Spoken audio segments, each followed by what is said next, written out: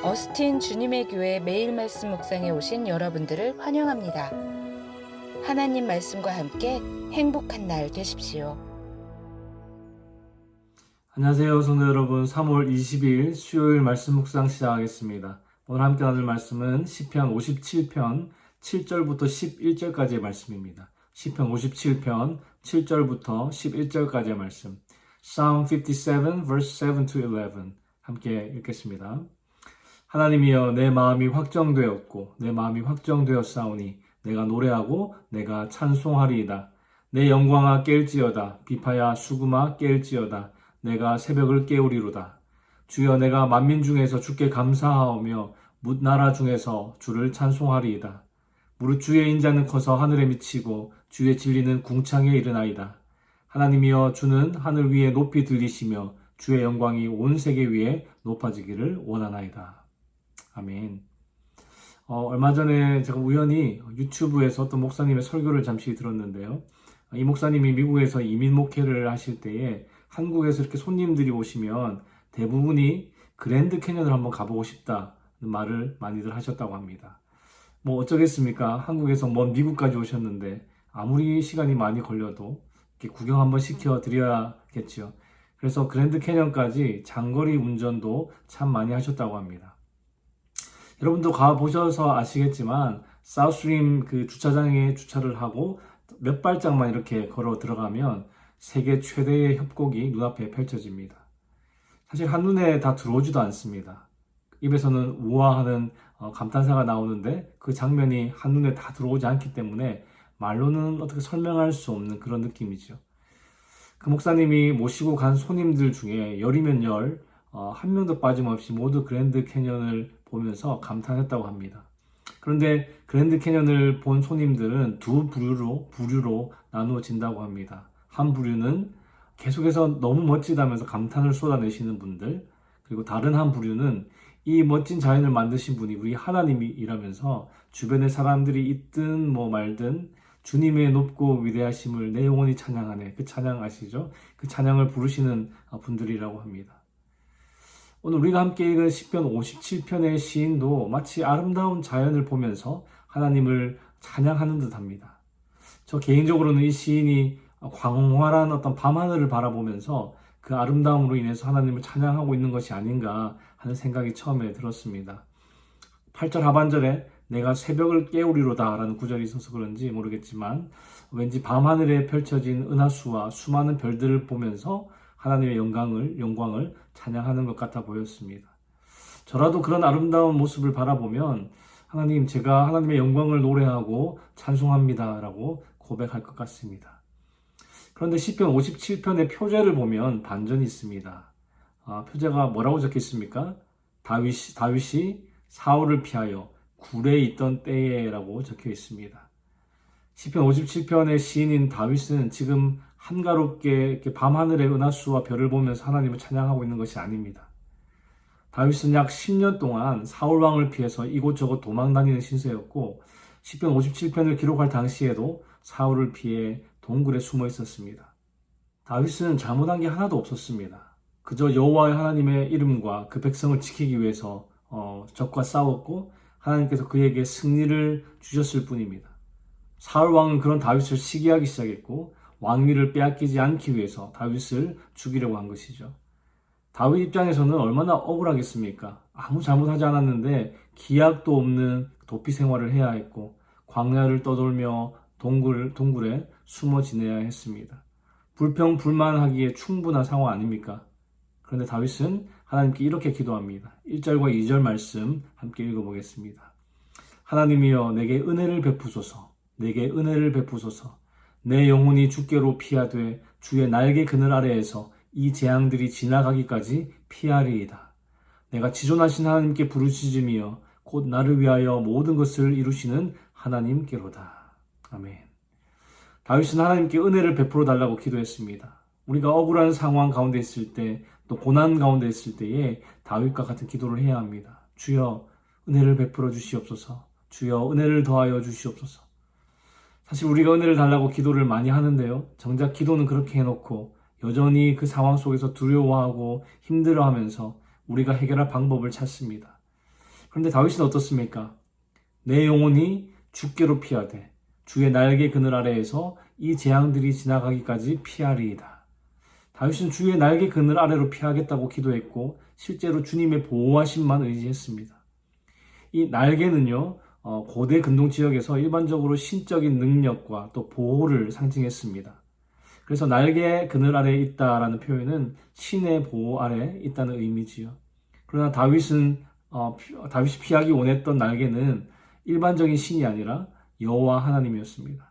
이스라엘의 언약궤는 하나님의 임재를 상징하는데요. 그 언약궤를 이렇게 덮는 덮개를 속죄소라고 합니다. 물론 지금은 존재하지 않지만 성경 속의 설명을 따라 만든 언약궤의 모형이나 어떤 그림을 보시면 속죄소의 이 양쪽에 서로를 마주보며 날개를 펼치고 있는 두 그룹 혹은 다른 말로 두 천사가 있습니다. 다윗이 말하는 주의 날개가 상징하는 것이 바로 두 그룹의 날개라고 볼 수 있습니다. 그래서 주의 날개 그늘 아래로 피하겠다는 다윗의 기도는 여호와 하나님의 임재하심 속으로, 여호와 하나님의 보호하심 속으로 피하겠다는 뜻이지요. 그리고 다윗은 실제로 하나님의 보호하심을 여러 번 경험했습니다. 다윗이 사울을 피해 동굴에 숨었을 때 다윗은 그때마다 기적적으로 살아남았습니다. 누군가는 다윗이 지독하게 운이 좋았다고도 말할 수 있을지 모르겠습니다. 그러나 다윗은 그 모든 환난 가운데서 자신이 살아남은 것은 주의 날개 그늘 아래 피했기 때문이라고 확신합니다. 실제로 다윗은 사울을 피하기 위해 더 안전한 동굴을 찾아다닌 것이 아니라 하나님의 그늘 아래 거했습니다. 사울이 다윗을 잡을 수 없었던 이유도 다윗이 어떤 희대의 도망자여서가 아니라 하나님의 날개가 다윗을 보호했기 때문이었습니다. 3절과 4절에 보시면 다윗은 자신을 삼키려는 자들의 비방을 하나님께서 하늘로부터 인자와 진리를 보내셔서 구원하실 것이라고 확신합니다. 더 쉬운 말로 하자면 다윗을 향한 하나님의 사랑과 신실하심으로 구원하신다는 말입니다. 여러분, 다윗뿐이겠습니까? 하나님은 환난 중에 주님께 피하는 하나님의 백성들에게 그분의 사랑과 신실하심으로 보호하시고 구원의 은혜를 베푸시는 분이십니다. 여러분, 튼튼해 보이는 동굴을 여러분들의 피난처로 삼지 마시고 여호와 하나님만을 여러분의 피난처로 삼으시기를 주님의 이름으로 축원합니다. 아무리 은밀한 동굴도 원수의 칼을 막아주지 못합니다. 오직 하나님의 날개 아래서만 우리 주님의 사랑과 신실하심만이 우리를 안전하게 지켜주실 줄 믿습니다. 주의 날개 아래로 피하겠다는 다윗의 고백 이후에도 그는 여전히 도망자 신세였고 그의 고난도 아직 끝나지 않았습니다. 그러나 다윗은 결단합니다. 오늘 말씀 7절을 다시 한번 읽어보겠습니다. 7절입니다. 하나님이여, 내 마음이 확정되었고 내 마음이 확정되었사오니 내가 노래하고 내가 찬송하리이다. 마음이 확정되었다는 말은 마음이 확실하게 정해져서 더 이상 변함이 없다는 뜻입니다. 즉 다윗은 자신이 어떤 고난을 겪게 되더라도 하나님을 향한 마음에는 변화가 없을 것이라고 다짐하고 있는 것이죠. 자신을 두렵게 만드는 상황이 오더라도 자신의 마음은 하나님 한 분만을 바라보기로 정해져 있기 때문에 두려워하지 않겠다는 어떤 믿음의 선포라고 할 수 있습니다. 그리고 확정된 다윗의 마음은 그를 찬양으로 이끕니다. 오늘 함께 읽었던 말씀인데요. 8절부터 11절까지 다윗은 적극적으로 하나님의 이름을 찬양합니다. 특히 8절 하반절에는 내가 새벽을 깨우리로다 라는 선포를 하는데요. 그 선포는 고난을 상징하는 밤이 찬양을 통해서 무너지고 새벽이 시작되기를 소망하는 것이죠. 고난이 그치고 하나님의 구원이 시작되는 것을 상징하는 장면입니다. 그리고 이어지는 찬양은 하나님의 크신 인자와 진리, 즉 사랑과 신실하심이 하늘에 미치고 또 궁창에 이르며 하늘 위에 높임을 받으시고 하나님의 영광이 온 세계를 덮으실 것을 찬양합니다. 마음을 확정한 다윗은 더 이상 자신의 상황과 문제를 바라보지 않고 온 세계 위에 높으신 그 하나님을 바라보고 그분께 집중합니다.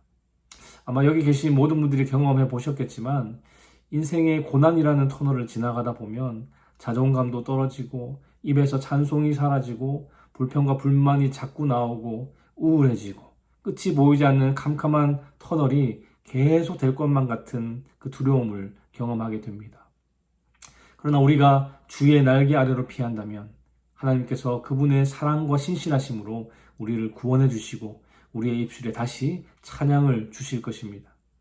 사랑하는 성도 여러분, 다윗은 고난과 역경의 그 폭풍우 속에서 주의 날개 그늘 아래로 피했고 하나님을 그의 피난처로 삼았습니다. 그 결과 사람이나 세상이 줄 수 없는 가장 안전한 보호를 받았습니다.